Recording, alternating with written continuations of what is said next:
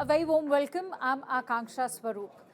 Now, Israel's parliament, also known as the Knesset, has passed a law that protects the Prime Minister from being removed from the post. The law has limited the circumstances which restrict ways to declare a Prime Minister unfit for office. This, despite worries by opposition and critics that Israeli parliament's move is aimed at protecting Prime Minister Benjamin Netanyahu. Now, it's no secret that Netanyahu is facing a corruption trial, one that's already marked by protests in Israel. And so on Thursday, the bill was debated all night, long before it was passed as the new Incapacitation Law. In the end, the 120-seat Knesset passed the law by 61-47 votes.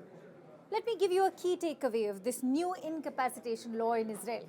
It even prevents the country's Supreme Court from considering a request to declare the incapacity of its prime minister.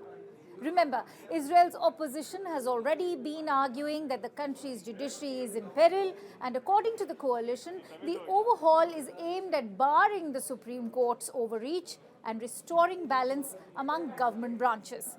In fact, the stipulations have fleshed out a quasi-constitutional basic law, and that provides the government with guidance in the event of a non-functioning prime minister. In fact, there are now details on circumstances that may even give rise to such situations. According to a think tank, the Israel Democracy Institute, the rule had earlier left Netanyahu vulnerable to a possible assertion of his incapacity by the country's Attorney General. That means Israel's current Attorney General, Gali Baharav Miara, could have asserted Netanyahu's incapacity should she perceive an attempt by him to halt his 3 court cases. And so the new law precludes this.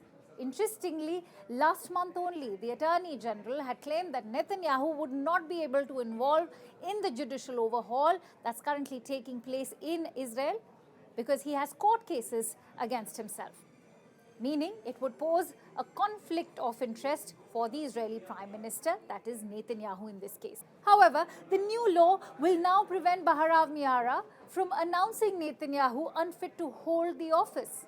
In the meantime, protests in Israel have also escalated as thousands gathered in Tel Aviv for a planned protest on Thursday, while Netanyahu has denied all charges against him, saying the trials are a politicized bid to force him out of office.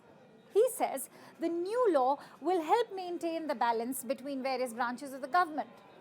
However, critics have maintained that the legislation is bound to protect Netanyahu.